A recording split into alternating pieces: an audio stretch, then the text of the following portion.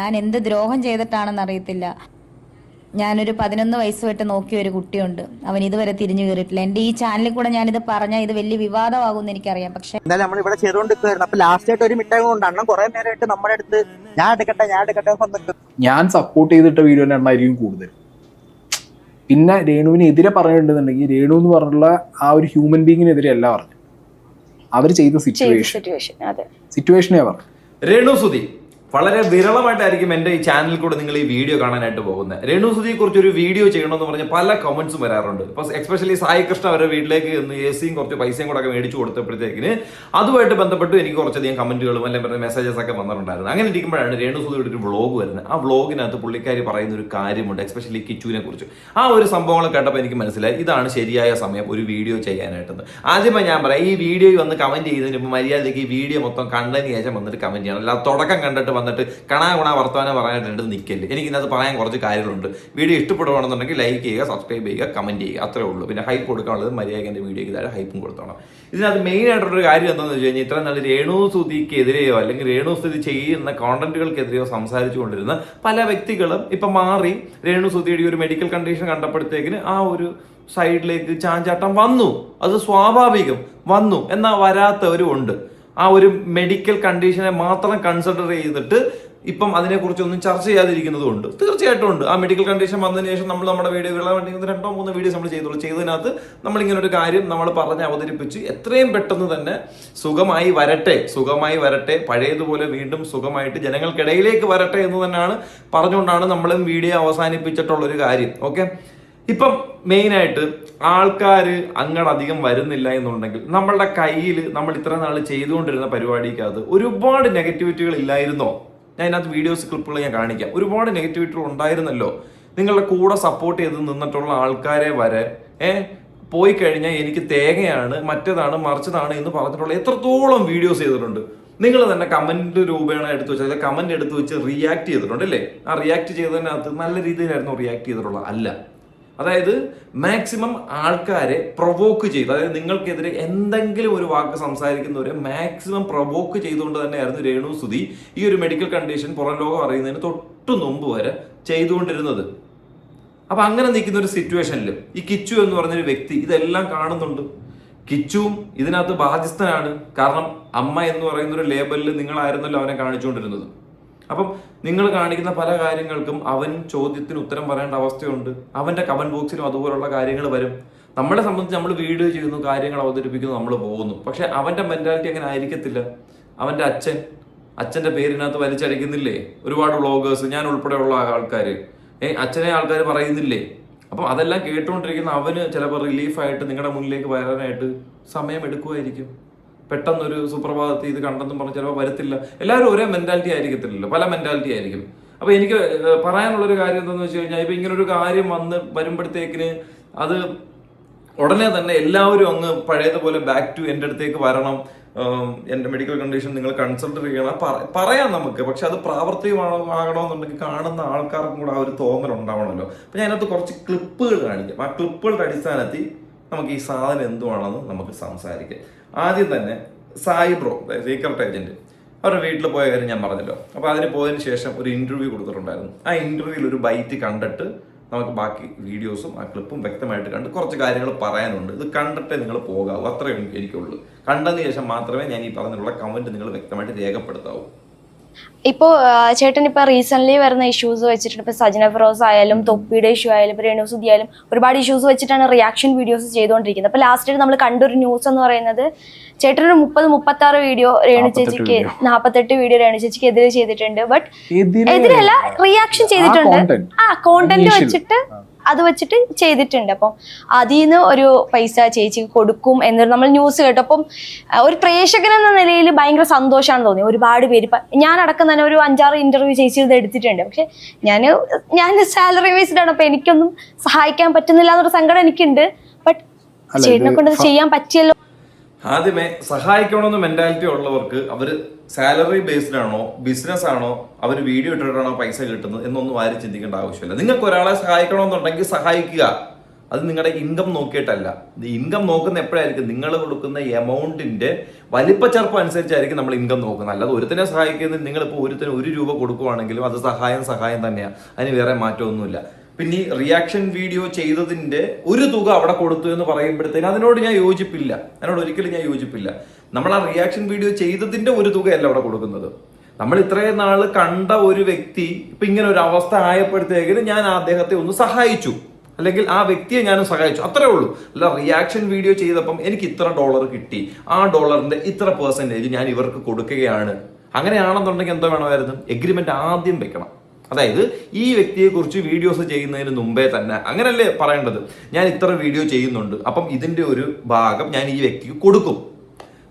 അതിനുശേഷം ഒരു ഒരു ഒരു ഒരു ഒരു ഒരു പറയുന്ന ഒരു ട്രോമയോ അല്ലെങ്കിൽ ഇതുപോലൊരു മെഡിക്കൽ കണ്ടീഷൻ വന്നതിന് ശേഷം നമ്മൾ കൊടുക്കുന്നത് ഒരിക്കലും ആ ഒരു %, ആ ഒരു വീഡിയോ ചെയ്തതിന്റെ ആയിട്ട് എനിക്കത് കൺസിഡർ ചെയ്യാൻ പറ്റത്തില്ല. നമുക്ക് സഹായം കൊടുത്തു, അത്രേ ഉള്ളൂ, സഹായം കൊടുത്തു, അത് മാത്രമേ ഉള്ളൂ. ലൈക്ക് ഫസ്റ്റ് ഓഫ് ഓൾ എന്താ പറയുക, ഇതിപ്പോ ഞാൻ ഒരിക്കലും ഇത് ലൈക്ക് ഇതിൽ നിന്ന് എനിക്ക് എന്തെങ്കിലും ഒരു അതിനുള്ള സീനല്ല. അത് ഞാൻ ആദ്യം പറയുന്നു. ഞാനിപ്പോ ഈ ഇന്റർവ്യൂ എടുക്കുന്ന തന്നെ രേണുവിന്റെ വീട്ടിൽ പോയി വന്നിട്ടാണ്. ഞാൻ പോലും അറിയാതെ നിങ്ങൾ എന്നെ വിളിച്ചത്. നിങ്ങൾ എങ്ങനെ അറിഞ്ഞു തന്നെ എനിക്ക് ചേച്ചിനെ വിളിച്ച് പറഞ്ഞിട്ടുണ്ടായിരുന്നു ഇങ്ങനെ വന്നു. അതാണ് ഞാൻ ചേട്ടന്റെ ഡയറക്റ്റ് നേരത്തെ ഞാൻ ആലോചിച്ചത്. ഞാൻ ആരോടും പറഞ്ഞില്ലല്ലോ, പിന്നെ ഇങ്ങനെ ഇവരെ അറിഞ്ഞത്. That's fine. അപ്പോ ഞാൻ പോയി, ഞാൻ കണ്ടു, ഇന്നെ കൊണ്ട് ചെയ്യാൻ പറ്റുന്നത് ഞാൻ ചെയ്തു, ഞാൻ പോകുന്നു. അത് ഞാൻ ചെയ്തത് വേറൊന്നുമല്ല. എനിക്ക് ഉറപ്പിച്ചെന്റെ എന്താ പറയാ, എന്റെ നെഞ്ചു തൊട്ട് പറയാം, 48 വീഡിയോ രേണുവിനെ കുറ്റപ്പെടുത്തിയിട്ടല്ല ഞാൻ ഇട്ടിട്ടുള്ളത്. ഞാൻ സപ്പോർട്ട് ചെയ്തിട്ട വീഡിയോന്റെ എണ്ണമായിരിക്കും കൂടുതൽ. പിന്നെ രേണുവിന് എതിരെ പറഞ്ഞിട്ടുണ്ടെന്നുണ്ടെങ്കിൽ രേണു എന്ന് പറഞ്ഞുള്ള ആ ഒരു ഹ്യൂമൻ ബീങ്ങിനെതിരെ അല്ല പറഞ്ഞു, അവർ ചെയ്ത സിറ്റുവേഷനെ പറഞ്ഞു. അത് എനിക്ക് ഒരിക്കലും വ്യക്തമായിട്ട് അംഗീകരിക്കാൻ പറ്റുന്ന ഒരു കാര്യമല്ല. രേണു എന്ന് പറയുന്ന ഒരു ഹ്യൂമൻ ബീങ്ങിനെ അല്ല ഞാൻ പറയുന്നത്, അദ്ദേഹം ചെയ്തിട്ടുള്ള അല്ലെങ്കിൽ ആ വ്യക്തി ചെയ്തിട്ടുള്ള ഒരു സിറ്റുവേഷനെതിരെയാണെന്ന് പറഞ്ഞത്. ഇപ്പം നമ്മുടെ നാട്ടിൽ ഗോവിന്ദ് ചാമി എല്ലാവർക്കും അറിയാവുന്ന ആ ഒരു പേരെടുത്തത്. അപ്പൊ ആ ഒരു ഹ്യൂമൻ ബീങ്ങിനല്ല, അയാൾ ചെയ്ത കർമ്മത്തെയാണോ നമ്മൾ തെറ്റ് പറയുന്നത്? നമ്മൾ അയാൾക്ക് 2 അടി കൊടുക്കുമ്പോഴത്തേക്കിന് ആ ഹ്യൂമൻ ബീങ് അല്ല കിട്ടുന്നത്, ആ കർമ്മം ചെയ്തതിനാണ് കിട്ടുന്നത്. അല്ല, ഈ ചെയ്ത പരിപാടി എന്താണോ ആ പരിപാടി നമ്മളുടെ മനസ്സിൽ നിന്ന് വരുന്നതല്ലേ, അല്ലേ, നമ്മളുടെ ഉള്ളിൽ നിന്നല്ലേ നമ്മൾ ചെയ്യുന്നത്, അല്ലാതെ മറ്റൊരാളുടെ പ്രേരണ മൂലം നമ്മൾ ചെയ്യുന്ന ഒരു കാര്യമല്ലല്ലോ. ഈ ഉള്ളിൽ നിന്ന് വന്ന സാധനത്തിന് ഈ ഹ്യൂമൻ ബീങ് എന്ന് പറയുന്ന ഞാൻ ചെയ്യുന്ന കാര്യത്തിന് ഞാൻ ഉത്തരവാദിയാ. ഞാനിപ്പോൾ ഒരു വീഡിയോ ചെയ്യുമ്പോഴത്തേക്കിന് ഞാൻ വന്ന് പറയുന്നു, ഇത് എൻ്റെ വ്യക്തിയല്ല ചെയ്യുന്നത്, മറിച്ച് എൻ്റെ സ്വഭാവമാണ് ഈ വീഡിയോ ചെയ്യുന്നത്. എൻ്റെ വ്യക്തിയിൽ ഞാൻ ആരെയും റോസ്റ്റ് ചെയ്യാൻ ആഗ്രഹിക്കുന്ന ഒരു വ്യക്തിയല്ല. എൻ്റെ വ്യക്തിപരമായ രീതിയിൽ ഞാൻ എല്ലാവർക്കും നല്ലത് വരട്ടെ. എൻ്റെ ഇവിടെ ഒരു അടി കിട്ടിക്കഴിഞ്ഞാൽ ഞാൻ അപ്പോഴേ ഈ സൈഡ് കാണിച്ചു കൊടുക്കും, ഇവിടെയും കൂടെ പറ്റുമെങ്കിൽ ഒരു 2 അടിയെങ്കിലും അടിച്ചിട്ട് നിങ്ങൾ പോകാവൂ എന്ന് പറയുന്ന ഒരു വ്യക്തിയാണ്. കാലിൽ കൂടെ വണ്ടി കയറി പോയി കഴിഞ്ഞാൽ ദൈവമേ ആ വണ്ടിക്കൊന്നും വരല്ലേ എന്ന് പറഞ്ഞാൽ ആ വീൽ അവിടെ നിൽക്കുവാണെങ്കിൽ അത് നിൽക്കുന്നതിനെ പറഞ്ഞാൽ ഞാൻ ഇങ്ങനെ നിൽക്കും, മോനെ നീ എടുത്തോണ്ട് പൊക്കോ, എനിക്ക് കുഴപ്പമില്ല എന്നുള്ളത്. അങ്ങനെ അങ്ങനെ അങ്ങനെ അത്രയും ഒരു കൊതുക് വന്ന് എൻ്റെതാ ഇവിടെ കുത്തിയ ഞാൻ എന്തോ ചെയ്യും? കൊതുക് ആവശ്യമുള്ള ചോര ഇവിടെ നിന്ന് കുടിച്ചിട്ട് നീ പോകൂ, കാരണം ഞാൻ നിന്നെ ഒരിക്കലും ഉപദ്രവിക്കാനായിട്ട് ആഗ്രഹിക്കുന്നില്ല. അങ്ങനെയാണോ ഞാൻ പറയുന്നത്? അതെൻ്റെ മനസ്സിലുള്ള കാര്യമായിരിക്കും. പക്ഷെ ഇവിടെ കൊതുക് കുത്തുമ്പോൾ ഞാനത് ഒറ്റ അടിയല്ലേ, സോറി അപ്പോൾ ഒറ്റ അടിയല്ലേ ഞാൻ കൊടുക്കുന്നത്, അത്രേ ഉള്ളൂ. അതെൻ്റെ ഉള്ളിൽ നിന്ന് വരുന്നതാ. അല്ലാതെ അത് ഇതും തമ്മിൽ അങ്ങനെ ക്ലാഷ് ആക്കി എടുത്തിട്ട് 2 അങ്ങനൊന്നുമില്ല. അങ്ങനെ ഒരു വേർതിരിവ് ഒരു കാര്യത്തിലും ഇല്ല. ഓക്കെ, നമ്മൾ ചെയ്യുന്ന കാര്യം നമ്മുടെ ഉള്ളിൽ നിന്ന് വരുന്നതാണെങ്കിൽ നമ്മൾ ചെയ്ത കാര്യം തന്നെയാണ്, അല്ലാതെ അത് വ്യക്തിപരമല്ലാതെ ഒന്നും ആരും ചിന്തിച്ചെടുത്ത് കാണിക്കേണ്ട. അതുകൊണ്ട് ആ ഒരു അഭിപ്രായത്തോട് ഞാൻ ഒരിക്കലും യോജിക്കുന്ന ഒരു കാര്യമില്ല. ഇനി രേണുസുതി പറഞ്ഞൊരു കാര്യത്തെ കുറിച്ച് വരാം. ഞാൻ എന്ത് ദ്രോഹം ചെയ്തിട്ടാണെന്ന് അറിയത്തില്ല. ഞാനൊരു 11 വയസ്സ് തൊട്ട് നോക്കിയ ഒരു കുട്ടിയുണ്ട്, അവൻ ഇതുവരെ തിരിഞ്ഞു കയറിയിട്ടില്ല. എൻ്റെ ഈ ചാനലിൽ കൂടെ ഞാനിത് പറഞ്ഞാൽ ഇത് വലിയ വിവാദമാകുമെന്ന് എനിക്കറിയാം. പക്ഷെ വിവാദമാക്കാൻ പറഞ്ഞതല്ല. അവനോട് എനിക്ക് കുഴപ്പമില്ല, ക്ഷമിക്കുക, ആരും അത് വിവാദമാക്കരുത്. എനിക്ക് എൻ്റെ ഋതപ്പൻ എന്നെ അന്വേഷിക്കുന്നുണ്ട്. എനിക്ക് ഈ ചാനലിൽ കൂടെ നിങ്ങൾ പറഞ്ഞത് നിങ്ങൾ തെറ്റിദ്ധരിച്ചു. ഒരുപാട് പേരെന്നോട് ചോദിച്ചു വന്നോ എന്ന് കിച്ചു. ഇല്ല, വന്നിട്ടില്ല, എന്തോ ന്യൂസ്. ഓക്കെ, ഒരുപാട് ആൾക്കാർ രേണുസുതിയോട് ചോദിച്ചു കിച്ചു വന്നായിരുന്നു എന്നുള്ളൊരു കാര്യം. അപ്പൊ രേണുവിന് ഒറ്റ വാക്കി പറഞ്ഞ് അവസാനിപ്പിക്കാം. ഇതൊരു വിവാദമാക്കാൻ ആഗ്രഹിക്കാത്തൊരു വ്യക്തിയാണ് എന്നുണ്ടെങ്കിൽ രേണുസുതിക്ക് ഒറ്റ വാക്കിൽ പറഞ്ഞ് അവസാനിപ്പിക്കാം, വന്നിട്ടില്ല. ആ ഒരു വന്നിട്ടില്ല എന്ന് പറയുന്നതിന് മുമ്പ് ഒരു 10-20 സെക്കൻഡ് നിങ്ങൾ അതിനൊരു ഇൻട്രൊഡക്ഷൻ കൊടുക്കുന്നുണ്ടല്ലോ. അതായത് ഞാൻ 11 വയസ്സ് വരെ അല്ലെങ്കിൽ 18 വയസ്സ് വരെ നോക്കിയ ഒരു വ്യക്തി ഇതുവരെ എന്നെ കാണാൻ വന്നിട്ടില്ല എന്ന് നിങ്ങൾ സമയമെടുത്ത് ഒരു കോണ്ടന്റിനകത്ത് അതുപോലെ സംസാരിക്കുന്നുണ്ട് എന്നുണ്ടെങ്കിൽ അതിന് നെഗറ്റീവ് വരും. അത് രണ്ട് സൈഡിലും വരും. ഞാൻ അവൻ്റെ കമൻറ്റ് ബോക്സ് പോയി നോക്കി. അതെ, അവനിപ്പം ഈ ജാജീസുമായിട്ട് ചെയ്യുന്ന ഒരു കൊളാബൊക്കെ ചെയ്യുന്നുണ്ട്. അതിൻ്റെ താഴെ വരുന്ന കോമൻറ്റ്സ് എന്തൊക്കെയാണെന്ന് ഞാൻ വ്യക്തമായിട്ട് തന്നെ നോക്കിയപ്പോഴത്തേന് ഈ നെഗറ്റിവിറ്റി നല്ല രീതിയിൽ പ്രതിപാദിക്കുന്നുണ്ട്. അത് ഞാൻ കാണിച്ചു തരാം. ഇനി രണ്ട് കാര്യം കൂടെ ഞാൻ പറയാം. നമ്മളുടെ പ്രൈം ടൈമിൽ, എല്ലാവർക്കും ഒരു പ്രൈം ടൈം ഉണ്ടല്ലോ, ആ ഒരു പ്രൈം ടൈമിൽ പല കാര്യങ്ങളും ചെയ്തപ്പോഴും, പല കാര്യങ്ങളിൽ കിച്ചു എന്ന് പറയുന്ന ഒരു വ്യക്തിക്ക് നെഗറ്റിവിറ്റികൾ വന്നപ്പോഴും അവനോട് പല ആൾക്കാർ നിന്റെ അമ്മ എന്താണ് ഇങ്ങനെ ചെയ്യുന്നത്, നിനക്കൊന്ന് പറഞ്ഞ് മനസ്സിലാക്കി കൂടെ എന്ന രീതിയിൽ ഒരുപാട് കമന്റ്സ് ഞാനും കണ്ടിട്ടുണ്ട്. ഇപ്പം നിങ്ങൾ സംസാരിക്കുന്നത്, രേണുസുതി എന്ന് പറയുന്ന ഒരു വ്യക്തി സംസാരിക്കുന്നത് ഈ വന്നിട്ടുള്ള കമന്റ്സിനാണല്ലോ. അപ്പം കിച്ചുവിൻ്റെ വീഡിയോയുടെ താഴെ വരുന്ന കമന്റ്സും നമുക്ക് ഇതുപോലെ എടുത്ത് സംസാരിക്കാം. ഞാൻ കണ്ടിട്ടുണ്ടല്ലോ അവൻ്റെ പ്രീവിയസ് വീഡിയോസ്, അതായത് ഒരു പ്രൈം ടൈമിൽ നിൽക്കുന്നത് ഇവൻ്റെ വീഡിയോയുടെ താഴെ വരുന്ന കമന്റ്സിനകത്തുണ്ട് നിന്റെ അമ്മയെ നിനക്കൊന്ന് പറഞ്ഞ് മനസ്സിലാക്കി കൂടെ എന്താണ് ഇങ്ങനെ ചെയ്യുന്നത് എന്നുള്ളൊരു കാര്യം. കാരണം ഒന്നും രണ്ടും അല്ല, എന്തോരം ലൈവുകൾ, വീഡിയോസ്, എക്സ്ക്ലൂസീവ് തുടങ്ങി ഒരുപാട് കാര്യങ്ങൾ വന്നപ്പോഴത്തേക്കിന് അത് ഇവന് നല്ല രീതിയിൽ ബാധിച്ചിട്ടില്ലേ? അപ്പം ഈ 18 വയസ്സ് വരെ നോക്കിയൊരു മകൻ ഇതുവരെ വന്നിട്ടില്ല എന്ന് പറയുമ്പോഴത്തേക്കിന് അതേ മാനസിക സിറ്റുവേഷനിൽ കൂടെ ഈ 18 വയസ്സിന് ശേഷമുള്ള ആ മകൻ ആ മരണത്തിന് ശേഷം ഇങ്ങനെ കടന്നു പോയപ്പോഴത്തേക്കിന് അമ്മയെപ്പറ്റി പല ചോദ്യങ്ങളും അവൻ്റെ മുന്നിലേക്ക് വന്നപ്പോഴത്തേക്കിന് അവൻ്റെ മാനസികാവസ്ഥ ആ ഒരു സമയത്ത് ഈ ഒരു വ്യക്തി കൺസിഡർ ചെയ്തിട്ടുണ്ടോ? കാരണം ഒരുപാട് റിയാക്ഷൻ വീഡിയോസ് എല്ലാം അതുമായിട്ട് ബന്ധപ്പെട്ടൊക്കെ വന്നിട്ടുണ്ട്. അപ്പോൾ ഏതെങ്കിലും ഒരു ഭാഗത്തിൽ അതൊരെണ്ണം കൺസിഡർ ചെയ്തിട്ട് എൻ്റെ മകന് വേണ്ടി, എൻ്റെ മകൻ പ്രായപൂർത്തിയായ ഒരു മകനാണ്, അപ്പോൾ അവന് വേണ്ടിയിട്ട് ഞാൻ ഒരു വ്യക്തമായ ഒരു മാറ്റം കൊണ്ടുവരാം, പല കാര്യങ്ങളിലും കൊണ്ടുവരാം എന്നൊരു ദൃഢപ്രതിജ്ഞ എടുത്തുകൊണ്ടുള്ള ഒരു പരിപാടി വന്നിട്ടുണ്ടോ? ഇല്ല. നിങ്ങളുടെ പല ഇന്റർവ്യൂസ് കാണുമ്പോഴും ആ കിച്ചു എന്ന് പറയുന്നൊരു വ്യക്തി അതിനകത്ത് ഒരു വോയിസ്ലെസ് ആയിട്ടിരിക്കുന്നതായിട്ടാണ് എനിക്ക് ഫീൽ ചെയ്തിട്ടുള്ളത്. അവന് വ്യക്തമായിട്ടൊരു മറുപടി പറയാനില്ല. അവൻ ഒറ്റ മറുപടിയെ പറഞ്ഞിട്ടുള്ളൂ. അത് അവനൊരു ലൈവിനകത്ത് പറഞ്ഞു, ആ സാധനം അവസാനിപ്പിച്ചു. അതിനുശേഷം ഏതോ ഒരു ഇനാഗുറേഷൻ എന്ന സമയത്ത് അവനോട് അമ്മയെ പറ്റി ചോദിച്ചപ്പോഴത്തേക്കും എനിക്കൊന്നും പറയാനില്ല എന്ന് പറഞ്ഞ് അവൻ ഒഴുകി മാറുന്ന ഒരു കാര്യവും ഞാൻ കണ്ടു. അതോടെ ഈ സാധനം ഖലാസായി. അപ്പം അങ്ങോട്ട് നമ്മൾ എന്തെങ്കിലും കൊടുത്താലേ ഈ ഒരു കാലത്ത് ഇങ്ങോട്ട് എന്തെങ്കിലും തിരിച്ച് കിട്ടൂ. അല്ല നമ്മൾ അങ്ങോട്ട് എന്തെങ്കിലും കൊടുക്കാതിരുന്നിട്ട് ഇങ്ങോട്ടത് വേണം എന്ന് ആഗ്രഹിക്കുന്നത് അത് വെറും ഒരു ആഗ്രഹം മാത്രമായിരിക്കും. നമ്മളുടെ ഈ കാലഘട്ടത്തിൽ അത് നടപ്പിലാക്കാൻ പറ്റിയ ഒരു കാര്യമേ അല്ല.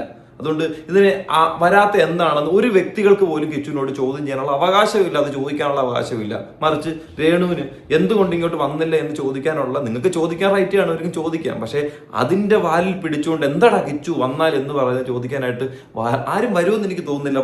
വളരെ വിരളമായിട്ടേ ആൾക്കാർ വരത്തുള്ളൂ. ആ വിരളമായിട്ട് വന്നത് ഇവൻ്റെ കമന്റ് ബോക്സിൽ വന്നിട്ടുണ്ട്. ആ ഒരു സാധനം കൂടെ ഞാനൊന്ന് കാണിച്ചു തരാം. ആദ്യം ഇതൊന്ന് മൊത്തം കാണാം. ഫേക്ക് ന്യൂസ് ആയിരുന്നു. എന്തുവാകട്ടെ, കിടക്കുമ്പോഴത്തേനൊന്ന് വന്ന് കാണാൻ ആർക്കാണേലും എത്രയോ പേര് എന്നെ സ്നേഹിക്കുന്നു, എത്രയോ പേര് എവിടെ നിന്നൊക്കെ വന്ന്. പിന്നെ എനിക്ക് ഈ ഇൻഫെക്ഷൻ പറ്റാത്തതുകൊണ്ട് മാസ്ക് ഒക്കെ വെച്ചിട്ടാണ് എൻ്റെ റൂമിൽ വാതുക്കെ നിൽക്കുന്നതൊക്കെ. എനിക്ക് ഒത്തിരി കൈത്താങ്ങൽ, എനിക്ക് ഈ അവസരത്തിൽ ഒത്തിരി കൈത്താങ്ങൽ എൻ്റെ എൻ്റെ ചേച്ചി, എൻ്റെ ചേട്ടൻ, എൻ്റെ അമ്മ, എൻ്റെ പപ്പ. ഞാനൊന്ന് കരയുമ്പോൾ ഓടി വരും അവർ. അതുപോലെ എൻ്റെ മാനേജർ കരീഷ്മ, മാനേജർ എന്ന് ഞാൻ പറയുന്നില്ല. അതുപോലെ എൻ്റെ സഹോദരൻ, ഇപ്പം ഈ ക്യാമറ എടുക്കുന്ന എൻ്റെ ഒരു സഹോദരനാണ്. അവനൊരു പ്രതിഫലം പോലും ചോദിക്കാതെ. പക്ഷെ എനിക്ക് ഇവരോടൊക്കെ എങ്ങനെയാണ് നന്ദി പറയേണ്ടതെന്ന് എനിക്ക് പിന്നെ അപ്പുറത്തെ തിരുമേ. തീർച്ചയായിട്ടും ഇപ്പൊ പറയുന്ന അപ്പുറത്തെ തിരുമേനിയെ കുറിച്ച് പറയാം. നമുക്കറിയാമല്ലോ ഈ തിരുമേനി എന്ന് പറയുന്ന ഒരു വ്യക്തി അദ്ദേഹത്തിന് ഉണ്ടായിട്ടുള്ള ബുദ്ധിമുട്ടുകൾ ഏതൊക്കെ രീതിയിലാണെന്നുള്ളത് 1-2 വീഡിയോസ് ഒന്നുമില്ല. നമ്മുടെ കയ്യിലെയും കാലിലെയും വിരലുകൾ എണ്ണിക്കഴിഞ്ഞാൽ പോലും ചിലപ്പോൾ നിൽക്കത്തില്ലായിരിക്കും. അതിൽ കൂടുതൽ വീഡിയോസ് വന്നിട്ടുണ്ട്. അദ്ദേഹത്തിനെതിരെ വാ തുറന്ന് സംസാരിക്കാനായിട്ട് ഒരുപാട് വ്യക്തികൾ, ഈവൻ ഈ രേണു എന്ന് പറയുന്ന വ്യക്തിയുടെ കൂടെ നടക്കുന്ന വ്യക്തികൾ വരെ വന്ന് വീഡിയോ ചെയ്തിട്ട് സമയമായിരുന്നല്ലോ. അവരിൽ പലരും തിരിച്ചു വന്ന് അവരോട് സംസാരിക്കുന്നുണ്ട്, എടുക്കുന്നുണ്ട് എന്ന് പറഞ്ഞുകൊണ്ട് എല്ലാവരും വരണമെന്ന് പറയുന്നതിനകത്തും ഈ കിച്ചു എന്ന് പറയുന്നൊരു വ്യക്തിയെ നമ്മൾ വീണ്ടും അതിലേക്ക് വലിച്ചഴച്ച് അവനെ ഒരു സൈഡിലേക്ക് കോർണർ ചെയ്യാനായിട്ട് കൊണ്ടുവരുന്നതോട് എനിക്ക് വലിയ യോജിപ്പില്ല. ഇപ്പം നമുക്കെന്നല്ല, ഇപ്പം നമ്മളെ ആര് കാണാൻ വരണം, ആര് നമ്മളുടെ കൂടെ വരണമെന്ന് തീരുമാനിക്കുന്ന ഒരിക്കലും ആ ഒരു പേഷ്യൻ്റ് ആയിരിക്കത്തില്ലല്ലോ, അല്ലെങ്കിൽ കിടപ്പിലായിരിക്കുന്ന ഒരു വ്യക്തി ആയിരിക്കത്തില്ലല്ലോ. നമ്മുടെ ഓപ്പോസിറ്റ് നിൽക്കുന്ന ആളുടെ ആ ഒരു മനസ്സിലുള്ള വികാരമാണ് എന്നെ ഒന്ന് കാണാൻ വരണം, ഒന്ന് കാണണം, ഒരു നല്ല വാക്ക് സംസാരിക്കണം, ഒരു 2 വാക്ക് സംസാരിക്കണം, ഒരു കൈത്താങ്ങ് നൽകണം, അല്ലെങ്കിൽ എന്തെങ്കിലും ഒന്ന് തരണം. അത് ഓപ്പോസിറ്റ് നിൽക്കുന്നവരുടെ കൺസൾട്ടേഷനാണ്. അത് എന്തുകൊണ്ട് നീ പോയില്ല എന്ന് നമുക്ക് ഒരിക്കലും ഈ ഒരു കാലഘട്ടത്തിൽ ചോദ്യം ചെയ്യാനായിട്ട് കഴിയത്തില്ല. കാരണം ആ കാലഘട്ടത്തിൽ നമ്മൾ അങ്ങോട്ട് ചോദിക്കുമ്പോഴേ, ഞാൻ കുറച്ച് മുമ്പ് പറഞ്ഞില്ലേ, നേരെ ഓപ്പോസിറ്റ്. കുറച്ച് നാളുകൾക്ക് മുമ്പ് എന്തായിരുന്നു നടന്നിരുന്നത് എന്നൊരു ചോദ്യം വരും. ആ ചോദ്യത്തിന് വ്യക്തമായ ഒരു ആൻസർ പറയാൻ കഴിയുന്നെങ്കിൽ മാത്രമേ ആ ആൻസർ കാണുന്ന നമ്മളെപ്പോലുള്ള വ്യക്തികൾക്കും കൺവിൻസ് ആവുന്നെങ്കിൽ മാത്രമേ ആ ചോദ്യത്തിന് നമുക്കൊരു പ്രസക്തി ഉള്ളൂ. അതുകൊണ്ട് ഇത് ഒരു അൺനെസസറി ആയിട്ട് ഈ ടോപ്പിക്കിലേക്ക് വലിച്ചെഴുത്താനാണ് എനിക്ക് തോന്നുന്നത്. അല്ലെങ്കിൽ ഒരു മകൻ കാണാൻ വന്നിട്ടില്ല എന്ന് 11-18 വയസ്സ് വരെ നോക്കിയ ഒരു അമ്മ പറയുന്നത് അതിന്റെ ആവശ്യമില്ല. അങ്ങനെ ഒരു സാധനം ഉണ്ടെന്നുണ്ടെങ്കിൽ നിങ്ങൾക്ക് പേഴ്സണലായിട്ട് വിളിച്ച് ചോദിക്കാൻ എടുക്കാം അല്ലേ, എന്തുകൊണ്ടാണ് നീ വരാത്തെ? ഞാനിത് വീഡിയോ പറയാൻ ആഗ്രഹിക്കുന്നില്ല, കാരണം എനിക്ക് നിന്നൊക്കെ ഒരു നെഗറ്റീവ് കൊണ്ടുവരാൻ എനിക്ക് താല്പര്യമില്ല, എനിക്ക് കൊണ്ടുവരാൻ താല്പര്യമില്ല. നീ എന്താ വരാത്തെ? വാ, പെട്ടെന്ന് അമ്മയെ കാണാൻ അമ്മ വയ്യാതിരിക്കുമല്ലോ, അത്രേ ഉള്ളൂ. മേ ബി ആരും ഒറ്റ കൊള്ളാൻ വരുമായിരിക്കും, എനിക്ക് തോന്നുന്നുണ്ട്. അമ്മ കാണാൻ വന്നേ, നീ അങ്ങനെ ഒന്നും നോക്കിയിരിക്കില്ലേ? നീ അല്ലാതെ ആരാ എൻ്റെ കൂടെ നിൽക്കുന്നത് എന്നൊന്ന് ചോദിച്ചു കഴിഞ്ഞാൽ ആ ചെറുക്കം വരുമെന്ന് തന്നെ എനിക്ക് തോന്നുന്നത്. ആ ചെറുക്കം വരുമെന്ന് തന്നെ തോന്നുന്നത്. അങ്ങനെ ഒരു സത്യം പറഞ്ഞാൽ അങ്ങനെ ഒരു കോള് വരേണ്ട ആവശ്യമില്ല. പക്ഷെ അത് നമുക്ക് ഒരിക്കലും കുറ്റം പറയേണ്ട പറ്റത്തില്ല. അതുകൊണ്ടാണ് ഞാൻ പറയുന്നത്. കാരണം അതായത് അവൻ ആ ഒരു പ്രൈം ടൈമിനകത്ത്, ഇവരുടെ പ്രൈം ടൈമിനകത്ത് അവൻ ഏതൊക്കെ മാനസിക സിറ്റുവേഷനിലൂടെ കടന്നുപോയത്, ആ കടന്നുപോയ സാധനങ്ങൾ ഒന്ന് ലയിച്ച് ആ കല്ലൊന്ന് ഉരുകി ഇല്ലാതാവാൻ ചിലപ്പം സമയമെടുക്കും. മനസ്സിന് കട്ടിയില്ലാത്തവർക്ക് പെട്ടെന്ന് വരുമായിരിക്കും. എന്നാൽ മനസ്സിന് കട്ടിയുള്ളവർക്ക് വളരെ പയ്യെ തന്നെ ആയിരിക്കും വരുന്നത് അല്ലേ? സ്പടികൻ സിനിമയ്ക്കകത്ത് മറ്റേ കൈവെട്ടിക്കളയുന്ന ആ തിലകൻ കാണിക്കുന്ന റോൾ എന്ത് റോളാ അല്ലേ? കണ്ടു കഴിഞ്ഞാൽ കരിങ്കല്ല് വെച്ച് പോലും അടിച്ചു കഴിഞ്ഞാൽ പൊട്ടാത്ത വിഷമം വരാത്തൊരു വ്യക്തിയായിട്ടല്ലേ? ആ അവസാന സിറ്റുവേഷനിൽ എല്ലാം തീർന്നു എന്ന് നിൽക്കുന്ന ഒരു സമയത്താണ് മകൻ ചെയ്ത നന്മയെക്കുറിച്ച് അച്ഛന് തിരിച്ചറിവുണ്ടാകുന്നത് അല്ലേ? അതുവരെ തിലകം പിടിച്ചു നിൽക്കുന്ന ഒരു ക്യാരക്ടർ എന്ന് വെച്ചാൽ വൺ ഓഫ് ദ കൈ കിട്ടിക്കഴിഞ്ഞാൽ ചെവിക്ക് 2 ഞെരട് കൊടുക്കാൻ തോന്നും അല്ലേ? അങ്ങനെയുള്ള ആൾക്കാരുണ്ട് നമ്മുടെ ഈ നാട്ടിൽ തന്നെ ഉണ്ട്. നമ്മൾ ഈ നാട്ടിൽ കാണുന്നവരില്ലേ, അങ്ങനെയുള്ള ആൾക്കാരുണ്ട്. അപ്പൊ പിന്നെ അതില്ല എന്നൊന്നും നമുക്ക് പറയാനായിട്ട് കഴിയത്തില്ല. അതുപോലെ തന്നെ ഇരിക്കുമ്പോഴത്തേക്കാണ് ഈ ഒരു സാധനം വന്നതിന് ശേഷം കിച്ചു ഞാൻ പറഞ്ഞ ഒരു കൊളാബ് ചെയ്യുന്നത്. അപ്പൊ കൊളാബ് ചെയ്യുന്നതിന്റെ ഭാഗമായിട്ട് അവർ വീഡിയോസ് ചെയ്യുന്നുണ്ട്. അതിന്റെ താഴെ കുറച്ചധികം വളരെ വിരളമായിട്ടുള്ള കമന്റുകളേ ഉള്ളൂ. അതിനകത്ത് 2 എണ്ണം ഞാനത് കാണിച്ചുതരാം. ഞാൻ ആ സ്ത്രീയുടെ ആരുമല്ലായിരുന്നു കൂടി എനിക്ക് അവരെ കാണുമ്പോൾ കണ്ണു നിറഞ്ഞു പോകുന്നു.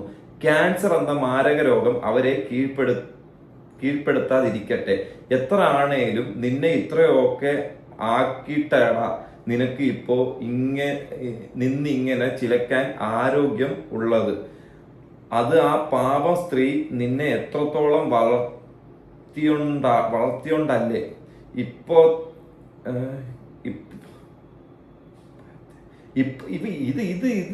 ഈ എഴുതിയേക്കുന്നത്. ബേസിക്കലി ഞാനൊരു കാര്യം പറയാം. നിങ്ങൾ മലബാർ സൈഡിലുള്ള വ്യക്തികളാണെങ്കിൽ അറ്റ്ലീസ്റ്റ് എഴുതുമ്പോഴത്തേന് ആ ലിപി അതുപോലെ എഴുത്. ഇപ്പോഴത്തെ എന്നൊക്കെ എഴുതാതെ വായിക്കുന്ന ഞങ്ങൾ കഷ്ടപ്പെടും. നമ്മൾ ലിപികൾ എന്ന് വെച്ചാൽ ബുക്കിൽ ഒരിക്കലും ഇപ്പോഴത്തെ അങ്ങള് പോളി ഇങ്ങള് വാള് അങ്ങനല്ലല്ലോ, അങ്ങോട്ട് പോയി ഇങ്ങോട്ട് വാ എന്നല്ലേ. അപ്പൊ എഴുതുമ്പോഴെങ്കിലും നിങ്ങൾ പറയുന്ന ഭാഷയിൽ നിന്ന് മാറ്റി ഒരു ചേഞ്ച് കൊണ്ടു കേട്ടോ. ഇപ്പോഴത്തെ അങ്ങനെ വേണം. ഇപ്പോഴത്തെ കാലത്ത് പെറ്റ തള്ളയെ പോലും സ്വന്തം കുഞ്ഞുങ്ങളെ ഉപേക്ഷിക്കുക, കൊന്നു കളയുന്നു.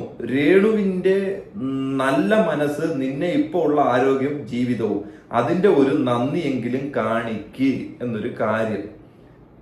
ബേസിക്കലി ഈ കിച്ചു എന്ന് പറഞ്ഞൊരു വ്യക്തി എനിക്കറിയാം. അവൻ എങ്ങനെ വളർന്നതെന്ന് എനിക്കറിയാം. അവനെ ആരാ വളർത്തിയെന്നും എനിക്കറിയാം. അതുകൊണ്ട് ഈ ചോദ്യത്തിന് യാതൊരുവിധ പ്രസക്തിയില്ല. പക്ഷെ ഇതുപോലെ ചോദ്യങ്ങൾ ചോദിക്കും, അറിയാത്തവരാണ് ചോദ്യം ചോദിക്കും. ഓക്കെ, എനിക്ക് എല്ലാ കുട്ടികളോടും ഭയങ്കര ഇഷ്ടവും സ്നേഹവുമാണ്. പക്ഷെ കിച്ചുവിനോട് എന്തൊരു അകൽച്ച, ഇവന്റെ പെരുമാറ്റം ഒന്നും ഇഷ്ടപ്പെടുന്നില്ല.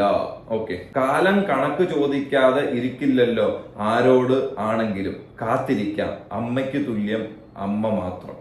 അടുത്തത്, അമ്മയ്ക്ക് പ്രസവവേദന, മകൾക്ക് വീണവായന. ഇതും അതും തമ്മിലൊന്നും കൂട്ടി കിഴിച്ച് ഗുണിച്ച് ഹരിച്ച് കൊണ്ടുവരേണ്ട കാര്യമൊന്നും ഇതിനകത്ത് ഇല്ല. ബേസിക്കലി ഇല്ല. അതിങ്ങനൊരു സാധനം വന്നതുകൊണ്ടാണ്. അപ്പൊ അങ്ങനെ ഒരു സൈബർ ആക്രമണത്തിലേക്ക് അല്ലെങ്കിൽ ഇതുപോലൊരു കോമന്റ്സ് ഒക്കെ വരണമെന്നുണ്ടെങ്കിലും അതും ഒരു സൈഡിൽ നിന്ന് ഇട്ടുകൊടുത്ത കാര്യമല്ലേ അല്ലേ? അങ്ങനെ ഒരു സൈഡിൽ നിന്ന് ഇട്ട് കൊടുത്തിട്ടില്ലായിരുന്നുണ്ടെങ്കിൽ ഇതുപോലെ സംസാരിക്കാനും എടുക്കാനും ഒന്നും ആരും വരത്തില്ലായിരുന്നു. ഇനി നമുക്ക് ആ ഇന്റർവ്യൂവിന്റെ 2-3 ഭാഗങ്ങൾ കാണാം. ഓക്കെ, ഇന്റർവ്യൂവിന്റെ 2-3 ഭാഗങ്ങൾ കാണാം. ഈ വീഡിയോസിൽ വന്ന് കാണിക്കുന്ന പരിപാടി അങ്ങനെയാണെങ്കിൽ നിങ്ങളെ പഴയ പുസ്തകങ്ങളിൽ നോക്ക്. പുരാതന പുസ്തകങ്ങൾ ഈ സെറ്റപ്പ് തന്നെ. ദേവദാസിമാർ എന്നൊക്കെ പറയില്ലേ, രാജകുമാര ദാസിലൊക്കെ, അന്നൊക്കെ അവര് ഭയങ്കര സംഭവമായിരുന്നു. ഇപ്പൊ ബ്രോത്തൽസ് ഇല്ല, വേശ്യാലയങ്ങളില്ല, വേശ്യാവൃത്തി ഭയങ്കര മോശമായിട്ടാണ് കാണുന്നത്. ഇപ്പൊ ഞാൻ യൂറോപ്പ് ടൂർ പോയി വന്ന സമയത്ത് ഞാൻ കണ്ടൊരു കാര്യം എന്ന് പറഞ്ഞാൽ, റോട്ടിൽ കൂടി ആരെന്ത് ഡ്രസ് ഇട്ട് നടന്നാലും ഒരുത്തനും തിരിഞ്ഞു നോക്കുന്നില്ല.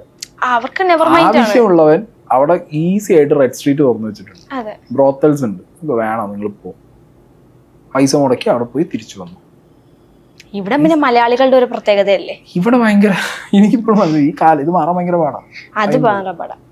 ചിലപ്പോ നമ്മളുടെ ഒരു ജനറേഷൻ വളർന്നു വലുതായി നമ്മളൊക്കെ പാരന്റ്സ് ആവുമ്പോൾ ഭയങ്കര പാടാ.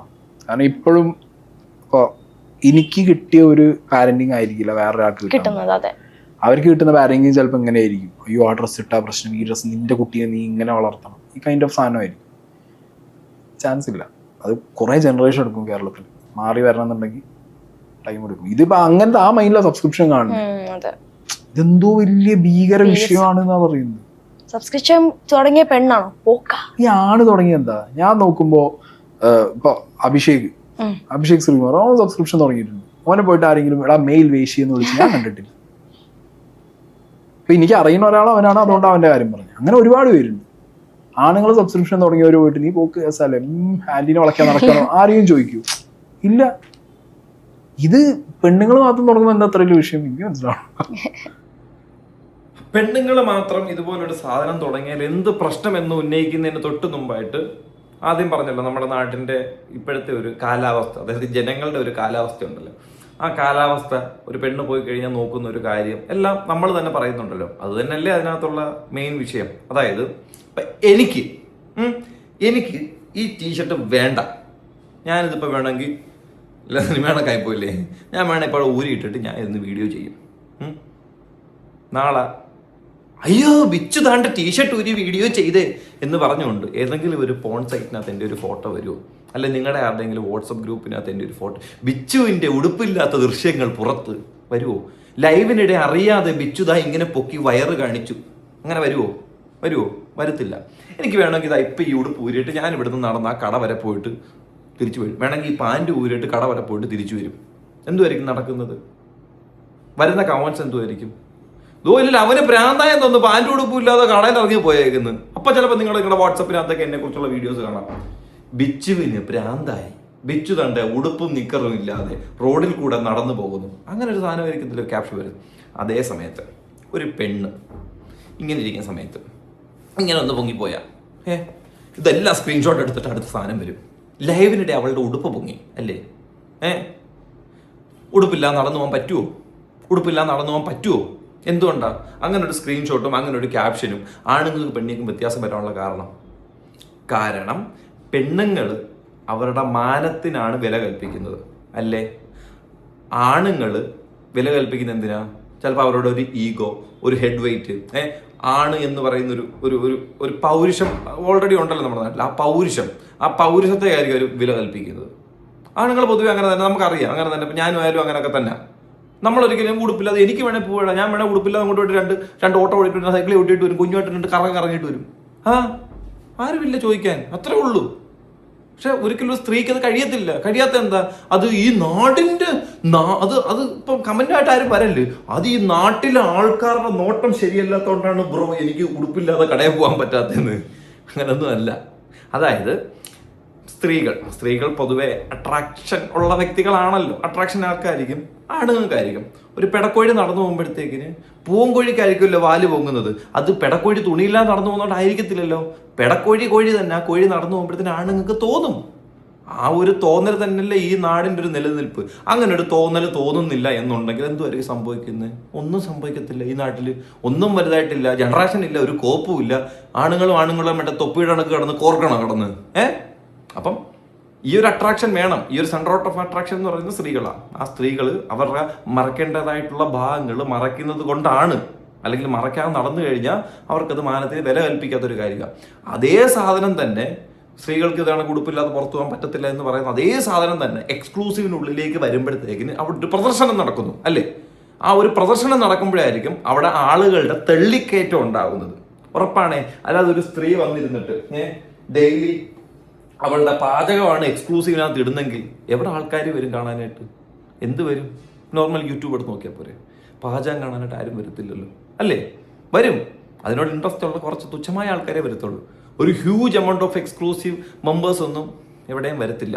അപ്പോൾ എക്സ്ക്ലൂസീവിലേക്ക് വരുമ്പോഴത്തേക്കിന് ഓട്ടോമാറ്റിക്കലി മെമ്പേഴ്സിനെ ജനറേറ്റ് ചെയ്യാൻ വേണ്ടിയിട്ട് ഇതുപോലുള്ള കാര്യങ്ങൾ ആക്ടിവിറ്റീസ് തുടങ്ങും. ആ ആക്ടിവിറ്റീസ് തുടങ്ങുമ്പോഴാണ് ഈ ഒരു എക്സ്ക്ലൂസീവിനെ ആൾക്കാർ ഉടനടിയാ ചിത്രീകരിച്ച് എന്തോ ആക്കുന്നത്, അവൾ എക്സ്ക്ലൂസീവ് ചെയ്തു. അപ്പൊ എന്തോ എക്സ്ക്ലൂസീവിന്റെ കുഴപ്പമാണോ ആൾക്കാരുടെ ചിന്താഗതിയുടെ കുഴപ്പമാണോ? ആ എക്സ്ക്ലൂസീവ് എങ്ങനെ വളർത്തണമെന്ന രീതിയിലുള്ള സ്ത്രീകളുടെ മെന്റാലിറ്റി അല്ലേ ഒരു ഭൂരിഭാഗം അല്ലെങ്കിൽ ഒരു ഹ്യൂജ് എമൗണ്ട് ഓഫ് ആൾക്കാരെ കൊണ്ട് ആ രീതിയിലേക്ക് ചിന്തിപ്പിക്കുന്നത്? കംപ്ലീറ്റ്ലി അങ്ങനെ ഒരു സാധനം ഈ എക്സ്ക്ലൂസീവിനകത്ത് ഇല്ല എന്നുണ്ടെങ്കിൽ ഏതെങ്കിലും ഒരു മനുഷ്യന് ചിന്ത വരുമായിരുന്നോ എക്സ്ക്ലൂസീവ് എന്ന് പറയുന്നത് അതല്ല എന്നുള്ളത്? അത്രേ ഉള്ളൂ. അപ്പം ഒരിക്കലും ഇത് കാണുന്ന വ്യക്തികളുടെ ചിന്താഗതിയുടെ കുഴപ്പമല്ല, കാണുന്ന വ്യക്തികളെ കൊണ്ട് ആ രീതിയിൽ ചിന്തിപ്പിച്ചെടുത്തു. ഇവിടെ എക്സ്ക്ലൂസീവ് ചെയ്ത് കാണിച്ചു തന്നിട്ടുള്ള വ്യക്തികൾ ആ രീതിയിലൊക്കെ ചിന്തിപ്പിച്ചെടുത്തു. അതിന് ഞാൻ ആരുടെയും പേരൊന്നും ഇതിനകത്തോട്ട് വലിച്ചഴച്ച് പറയുന്നില്ല. ആ രീതിയിലേക്ക് ആൾക്കാരുടെ മെന്റാലിറ്റി, കാണുന്ന ആൾക്കാർ, വീട്ടിലിരിക്കുന്ന അമ്മമാർക്ക് ഒരു എക്സ്ക്ലൂസീവ് എന്ന് പറഞ്ഞൊരു സാധനത്തിന്റെ ഒരു ഐഡിയ കിട്ടിയിട്ടുണ്ട് എന്നുണ്ടെങ്കിൽ ആ രീതിയിലേക്ക് ജനങ്ങളെ മാറ്റിയെടുത്തത് കൊണ്ട് മാത്രമാണ്. അല്ലാതെ വീട്ടിലിരിക്കുന്ന ഒരമ്മയ്ക്കും അമ്മുമ്മയ്ക്കും എക്സ്ക്ലൂസീവ് എന്തോന്ന് വെച്ചാൽ അറിയത്തില്ല. അപ്പൊ അവര് വരെ ഈ സാധനം പറയുന്നുണ്ടെങ്കിൽ അത് ഈ രീതിയിലേക്ക് ചിത്രീകരിച്ച് പോർട്രേറ്റ് ചെയ്തുകൊണ്ട് മാത്രമായിരിക്കും ഈ രീതിയിൽ ആൾക്കാർ ചിന്തിക്കുന്നത്. ഇനി മെയിൽ ആണുങ്ങൾ പോസ്റ്റിറ്റ്യൂട്ട് ആണ് എന്നൊക്കെ പറയുന്നതിനകത്ത് ഞാൻ നേരത്തെ പറഞ്ഞ എക്സാമ്പിൾ തന്നെ. നമുക്ക് ഉടുപ്പില്ലാതെ പോകാൻ അവർക്ക് ഉടുപ്പില്ലാതെ പോകാൻ പറ്റത്തില്ല. അത് ഉടുപ്പില്ലാതെ പോകത്തെന്നാണ്. അത് ഒരു പെണ്ണ് ഏറ്റവും കൂടുതൽ വില കൽപ്പിക്കുന്ന അവളുടെ മാനത്തെയാ, അവളുടെ ശരീരത്തെയാ, ആണുങ്ങൾ കണ്ടുകൂടാന്ന് പറയുന്ന ഭാഗങ്ങളെയാ അല്ലേ? ആ ഭാഗങ്ങൾ വരുമ്പോഴത്തേക്കിന് ഈ പറയുന്ന സംഭവങ്ങളൊക്കെ അതിനെ നടക്കുന്നു. അല്ലാതെ വലുതായിട്ട് നമുക്ക് ഡിസ്കവർ ചെയ്തൊന്നും ഈ ഒരു കാര്യത്തിനകത്ത് സംസാരിച്ച് കൂട്ടി നിറയ്ക്കാനായിട്ടൊന്നും പ്രത്യേകിച്ചൊന്നുമില്ല. ഇനി അടുത്തൊരു ക്ലിപ്പ് കാണാം. പക്ഷെ ഞാനിത് ചെയ്യാൻ കാരണം എന്താ വെച്ചെങ്കിൽ ഇതൊരു മാതൃകയായിട്ട് നാളെ വരണം. കാരണം ഞങ്ങള് റിയാക്ഷൻ വീഡിയോസ് ചെയ്യുന്നവർക്ക് എപ്പോഴും ഉള്ള ഒരു ചീത്തപ്പേര് എന്ന് പറഞ്ഞാൽ ഞങ്ങൾ ഈ വൾച്ചേഴ്സ് പോലെ, ഈ കഴുകൻ കുട്ടികളെ പോലെ നമ്മൾ അതേഴ്സ് കണ്ടന്റ് ഫീഡ് ചെയ്യാണ്. നിങ്ങൾ ലീച്ച് ക്രിയേറ്റേഴ്സ് അല്ലേന്ന് പലരും ചോദിക്കാറുണ്ട്. യെസ് വി ആർ ആണ്. പക്ഷെ ഇത് ചെയ്യാൻ പാടില്ലെന്നൊന്നും എവിടെയില്ല, യൂട്യൂബിന്റെ നിയമത്തിലും എവിടെയില്ല. ഫെയർ യൂസ് പോളിസി ഉള്ളിടത്തോളം കാലം നമുക്ക് ചെയ്യാം. ഇത് ചെയ്യുമ്പോൾ ഇപ്പോൾ ഇങ്ങനത്തെ ഒരു സിറ്റുവേഷൻ വന്നു ഒരാൾക്ക്, നമ്മൾ ഒരാളെ വെച്ച് ഇത്രയും കണ്ടന്റ് ചെയ്തു, ആ വ്യക്തിക്ക് ഇപ്പോൾ ഈ വയ്യായിക എന്ന് പറഞ്ഞാൽ ഭയങ്കര ഡെസ്പറേറ്റ് ആയിട്ടുള്ള ഒരു സിറ്റുവേഷനാണ്. ആ വ്യക്തിക്ക് ലൈഫിൽ ഒന്നും ഉണ്ടാക്കിയിട്ടില്ലല്ലോ, ആ വ്യക്തി ഒന്നും ഉണ്ടാക്കിയിട്ടില്ല. നാളെ ആരുടെയും മുന്നിൽ പോയി കൈ നീട്ടാനാണെങ്കിലും ആ വ്യക്തിക്ക് പറ്റാത്തൊരു സിറ്റുവേഷൻ. കാരണം പണ്ട് ഇതിന്റെ ബാക്ക് സ്റ്റോറി എടുത്ത് നോക്കിയാൽ അറിയാം.